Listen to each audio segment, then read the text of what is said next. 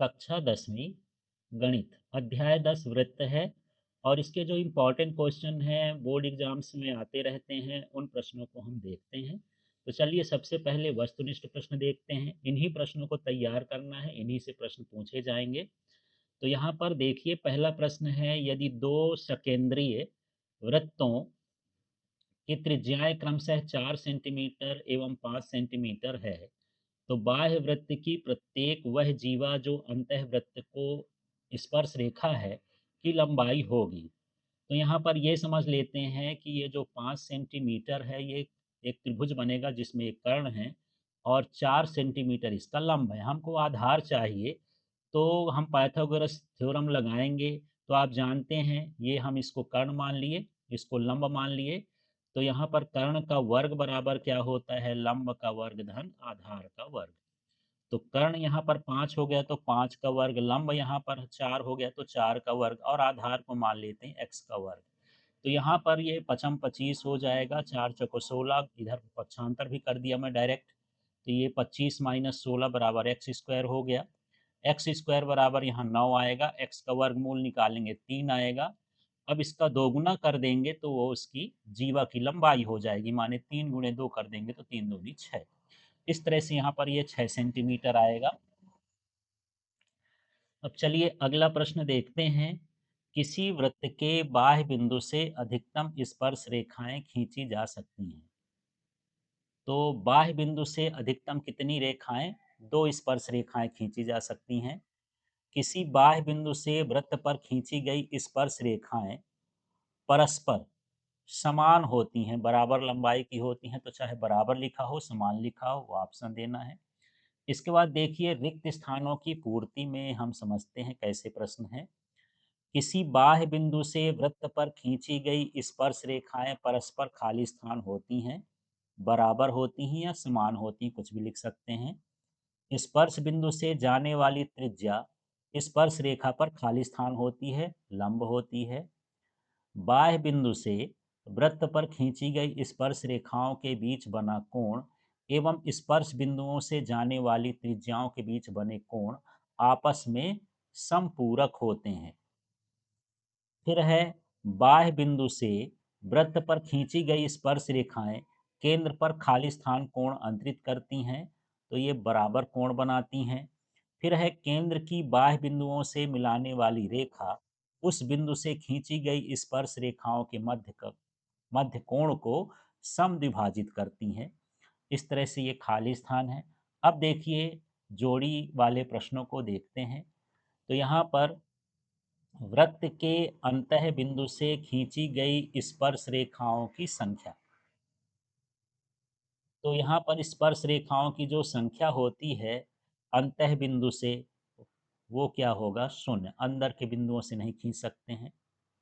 फिर है, वृत्त के किसी बिंदु से खींची गई स्पर्श रेखाओं की संख्या। तो ये सिर्फ एक होती है, एक ही स्पर्श रेखा किसी बिंदु से खींच सकते हैं। फिर है, वृत्त के बाह्य बिंदु से वृत्त पर खींची गई स्पर्श रेखाओं की संख्या। तो बाह्य बिंदु से हम 2 खींच सकते हैं। अब यहाँ पर 3 चीजें हैं, समझना है। अंतः बिंदु होगा तो कोई स्पर्श रेखा नहीं खींची जा सकती है। यदि वृत्त पर है तब हम एक रेखा खींच सकते हैं, और वृत्त के बाहर बिंदु है तो 2 रेखा खींच सकते हैं। इस तरह के ये तीनों हैं। फिर है, स्पर्श रेखा और स्पर्श बिंदु से जाने वाली त्रिज्या के बीच बना कोण। ये कैसा होता है? समकोण होता है, इससे मिलाना है। वृत्त को केवल एक बिंदु पर प्रतिच्छेद करने वाली रेखा, ये कौन सी रेखा कहलाती है? स्पर्श रेखा कहलाती है। इस तरह से जोड़ी मिला देना है इनकी। अब देखिए अगले प्रश्न है जिनमें हमको सत्य सत्य छांटना है। किसी बाह्य बिंदु से वृत्त पर खींची गई स्पर्श रेखाएं बराबर होती हैं, कथन सत्य है।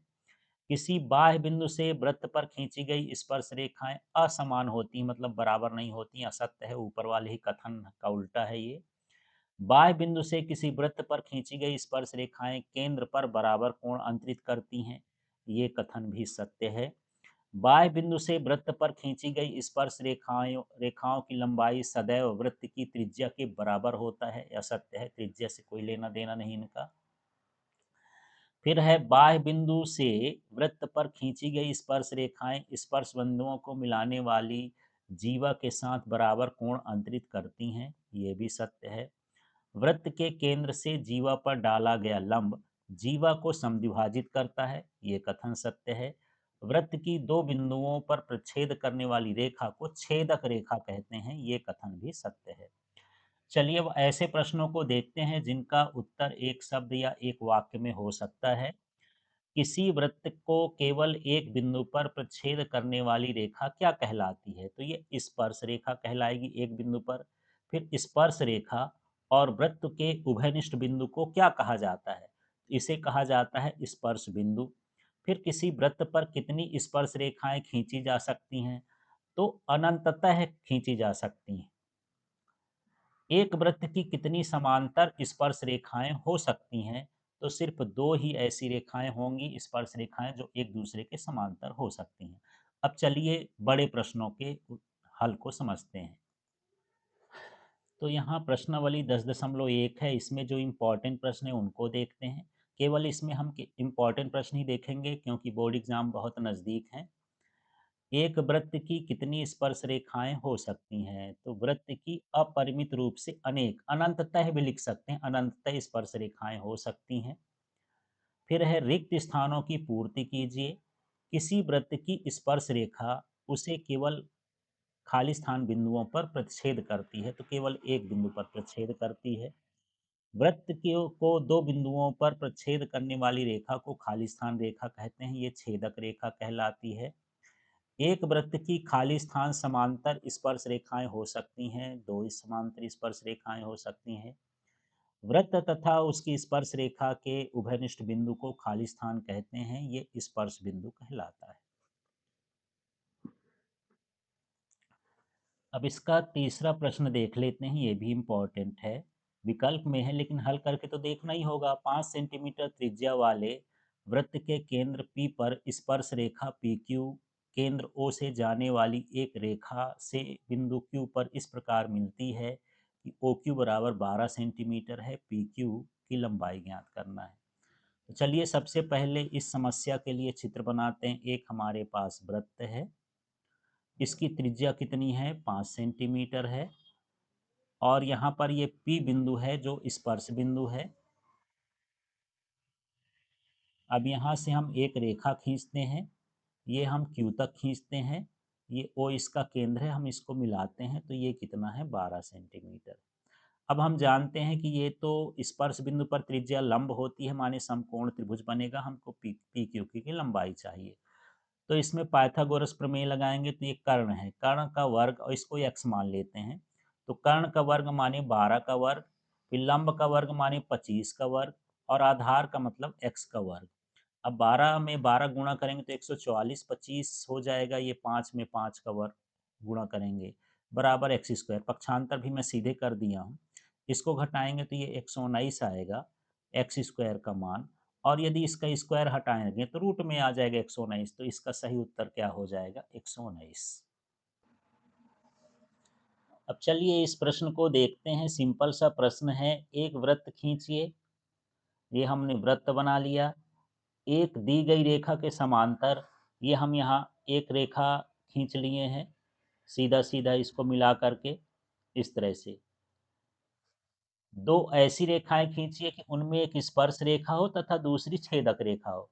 एक रेखा हमको ऐसे खींच देना है जो एक बिंदु पर इसको छू के चली जाए, और एक ऐसी रेखा खींच देना है जो ये दो बिंदुओं पर काटे। तो ये जो रेखा हो गई, ये हो गई समांतर रेखा, ये वाली हो गई स्पर्श रेखा, और ये वाली क्या हो जाएगी? छेदक रेखा। तो इसमें केवल चित्र बस बना करके आपको व्यक्त करना है, नाम अपनी मर्जी से कुछ भी दे सकते हैं।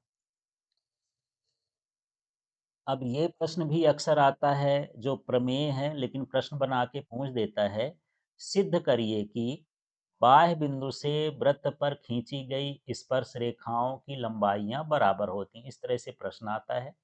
तो सबसे पहले आप इस तरह का चित्र बना लेंगे। चित्र में आप देख रहे हैं, यहाँ पर जो ये पी क्यू है और जो पी आर है ये स्पर्श रेखा है, ओ आर और ओ क्यू त्रिज्या है, और इसको हम पी को ओ से मिला दिए हैं।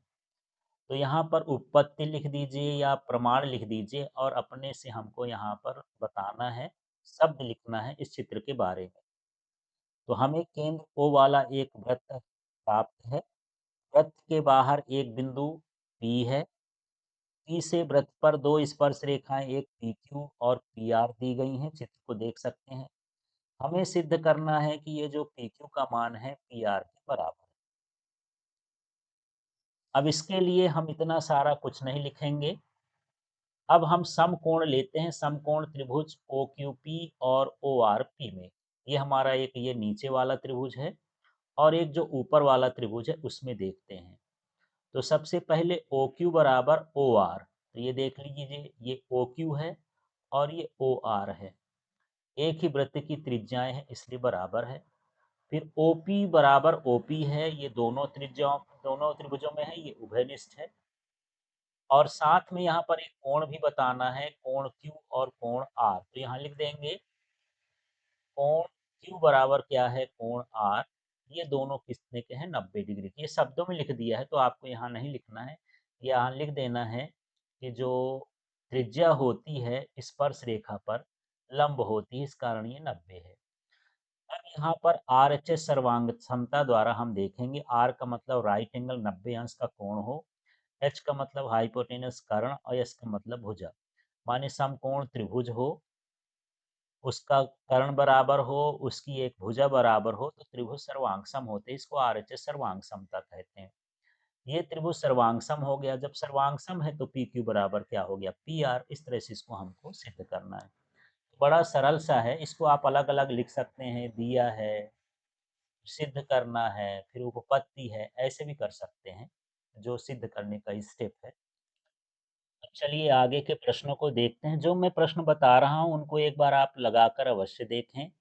एक बिंदु Q से एक वृत्त पर स्पर्श रेखा की लंबाई 24 सेंटीमीटर और Q से केंद्र की दूरी 25 सेंटीमीटर है, तो वृत्त की त्रिज्या होगी, ऑप्शन में दिया है। पर इसको आप हल करके भी देखेंगे, यदि सवाल आ जाए तो हल करके बताना है। तो ये हमारे पास वृत्त है, इसमें कोई बिंदु Q है। Q से लेकर के यहाँ पर स्पर्श रेखा की लंबाई 24 सेंटीमीटर है और Q से केंद्र की दूरी 25 सेंटीमीटर। आप देख रहे हैं इसमें एक समकोण त्रिभुज बन गया है। तो यहाँ पर पाइथागोरस प्रमेय लगाया जाएगा। तो पाइथागोरस प्रमेय में देख लीजिए, यहाँ पर जो कर्ण का वर्ग होता है, तो पहले आप उसका सूत्र लिख सकते हैं। यहाँ मैंने डायरेक्ट लिख दिया है, ये हो गया कर्ण का वर्ग बराबर लंब का वर्ग धन आधार का वर्ग। अब आधार का इधर पक्षांतर कर देंगे तो कर्ण का वर्ग माइनस आधार का वर्ग बराबर क्या हो जाएगा, लंब का वर्ग। वर्ग नहीं लगाना है तो ये वर्गमूल हो गया। अब इस सूत्र को इसमें अप्लाई करना है। कर्ण की जगह हम 25 का वर्ग लिख दीजिए, आधार की जगह पर 24 का। 25 में 25 का गुणा करेंगे 625, 24 में 24 का करेंगे 576, घटाएंगे 49, 49 का वर्गमूल 7 है। मतलब यहाँ पर जो त्रिज्या है वो 7 सेंटीमीटर है। तो इसका सही उत्तर जो होगा वो 7 सेंटीमीटर होगा। ये एक नंबर के उसमें भी पूछा जा सकता है, बड़े प्रश्न में भी पूछा जा सकता है। यहाँ अगला प्रश्न है, संलग्न आकृति 10.3 में यदि TP TQ केंद्र O वाले किसी वृत्त पर दो स्पर्श रेखाएं इस प्रकार हैं कि कोण POQ बराबर 110 डिग्री है, तो कोण PTQ का मान ज्ञात। तो इसमें आकृति तो दी हुई है, आप जानते हैं कि चतुर्भुज के चारों कोणों का योग जो होता है 360 होता है। तो यहाँ पर मैं ऐसा लिख दूं कि कोण O प्लस कोण P प्लस कोण Q प्लस कोण T बराबर कितना हो गया, 360। चारों कोणों को मैंने लिख दिया, O को भी, P को भी, Q को भी, और कोई क्रम नहीं है। लेकिन यहाँ O का मान कितना दिया है चित्र में, 110, तो यहाँ 110 लिख दिए। P का मान आप जानते हैं कि स्पर्श रेखा त्रिज्या पर लंब होती है, तो यहाँ 90। Q का मान यहाँ पर भी क्या हो जाएगा, 90। और कोण T है जिसको PTQ कहते हैं, तो PTQ भी लिख सकते हैं, बराबर कितना है, 360। यदि आप इनको जोड़ेंगे तो ये हो जाएगा 290 और प्लस कोण PTQ बराबर हो गया 360। अब यहाँ कोण PTQ बराबर 360 माइनस कितना हो गया, 90 हो गया। अब 360 को जब आप 90 में घटाएंगे तो इसका मान देख लीजिए घटा के, ये कितना आ जाएगा, 70 डिग्री। तो यहाँ पर ये 70 हो गया, इसलिए यहाँ पर ये इसका कोण का मान 70 डिग्री होगा। अब ये प्रश्न भी अक्सर आता है, इसलिए इसको ध्यान से देखिए। सिद्ध कीजिए कि किसी वृत्त की किसी व्यास के सिरों पर खींची गई स्पर्श रेखाएं समांतर होती हैं। तो यहाँ पर सबसे पहले तो आप ये चित्र बना लेंगे और यहाँ पर ये व्यास कहला जाएगा। व्यास के सिरों पर ये 2 रेखा खींच दी है। नाम अपनी मर्ज़ी से कुछ भी रख सकते हैं। एक का नाम AB रख दिए, एक का नाम CD रख दिए और जहाँ पर ये स्पर्श करती है, इस स्पर्श बिंदु का नाम P, इसका Q और ये O हो गया। सीधी रेखा में होना चाहिए, व्यास जैसे दिखना चाहिए। अब चित्र के बारे में लिख देंगे। मान लीजिए PQ एक O केंद्र वाले वृत्त का व्यास है। चित्र में देखिए व्यास है, जिसके सिरों पर P और Q पर स्पर्श रेखाएं क्रमशः AB और CD खींची गई हैं। इतना आप दिया है करके लिख सकते हैं। अब आप जानते हैं कि जो OP है वो AB पर लंब है। ये जो OP है, ये वाली रेखा AB पर लंब है। किससे? यहाँ पर आप प्रमेय मत लिखिए। यहाँ पर लिख दीजिएगा कि जो त्रिज्या होती है स्पर्श रेखा पर लंब होती है, इसलिए OPB का मान 90 डिग्री हो गया। अब इस कोण की हम बात करते हैं, इस कोण की। ये है OQD। तो यहाँ OQ जो है CD पर लंब है, तो OQC ले लीजिए या कोई भी कोण ले लीजिए, ये क्या है 90 डिग्री हो जाएगा। लेकिन अब हम जानते हैं कि जो ये कोण है, यहाँ बराबर का चिन्ह लगाएंगे। ये जो हम OPB निकाले हैं और OQC निकाले हैं, ये दोनों का मान बराबर कितना है? 90 है। लेकिन ये एकांतर कोण है और जब एकांतर कोण बराबर हों तो दोनों रेखाएं समांतर होती हैं, है ना? या तो समांतर रेखा है तो तिर्यक छेदी से बनने वाले कोण एकांतर कोण बराबर होते हैं, या एकांतर कोण बराबर हो तो रेखाएं समांतर होती है। यहाँ शब्दों में लिख सकते हैं, अतः किसी वृत्त के किसी व्यास के सिरों पर खींची गई स्पर्श रेखाएं परस्पर समांतर होती है। ऑप्शनल है, ये लाइन लिखो चाहे ना लिखो, ये प्रश्न वाला हिस्सा है। अब इसका अगला प्रश्न देखिए। एक बिंदु ए से जो एक वृत्त के केंद्र से 5 सेंटीमीटर की दूरी पर है, वृत्त पर बिंदु ए से खींची गई स्पर्श रेखा लंबाई 4 सेंटीमीटर, वृत्त की त्रिज्या ज्ञात कीजिए। तो इसके प्रश्न के अनुसार ये चित्र बना हुआ है कि यहाँ पर ए बिंदु है, ए से केंद्र की दूरी 5 सेंटीमीटर है और ए से स्पर्श रेखा की बिंदु की दूरी 4 सेंटीमीटर है। त्रिज्या ज्ञात करना है। आप जानते हैं कि ये समकोण होगा। तो यहाँ पर हमको पाइथागोरस प्रमेय लगाना पड़ेगा। आप अलग से यहाँ पर लिख देंगे। लिखना हो या ऑप्शनल है, आपकी मर्जी है। ओ केंद्र वाले वृत्त के बाहर एक कोई बिंदु है, ये चित्र में दिख रहा होगा। ओ को ए से मिलाया तथा ए से वृत्त पर एक स्पर्श रेखा एपी खींची गई, ओपी को मिलाया गया है। यहाँ ओ ए बराबर 5 सेंटीमीटर है, एपी बराबर 4 सेंटीमीटर है और यहाँ कोण ओपीए 90 डिग्री है। तो समकोण त्रिभुज में ये होगा। यहाँ पर मैंने डायरेक्ट लिख दिया है ओपी स्क्वायर बराबर, तो ये कर्ण का वर्ग माइनस आधार का वर्ग। यदि मुझे लंब निकालना है तो कर्ण का वर्ग माइनस आधार का वर्ग, पाइथागोरस प्रमेय का उपयोग किए हैं। तो यहाँ पर हम मान रख देते हैं। ओपी का मान हमको निकालना है, ओ ए का मान 5 है और एपी का मान 4 है। ये 25 हुआ, ये 16 हुआ, वर्गमूल न हुआ। ए, वर्ग अब इसका वर्गमूल निकाल देंगे तो कितना आ जाएगा? 3 सेंटीमीटर। तो अभीष्ट त्रिज्या की लंबाई जो है वो 3 सेंटीमीटर हो। तो इस तरह से ये इम्पोर्टेंट प्रश्न मैंने बताया है और इसके अलावा आपको जो पढ़ना है पढ़ सकते हैं, पर इनकी तैयारी आपको अच्छे से करना है।